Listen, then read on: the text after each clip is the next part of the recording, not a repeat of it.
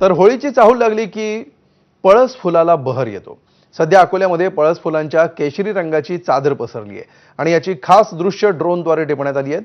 पळस फुलांच्या सौंदर्यानं मोहरलेला रोप खास एबीपी माझाच्या प्रेक्षकांसाठी।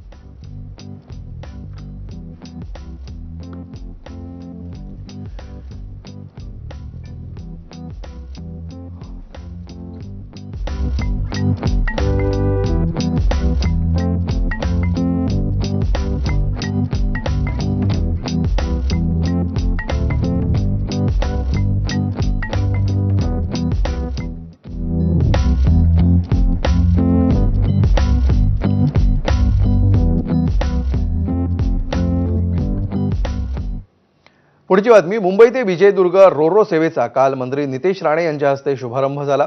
आज दुपारी विजयदुर्गकडून मुंबईच्या दिशेने रोरो रवाना होणार आहे।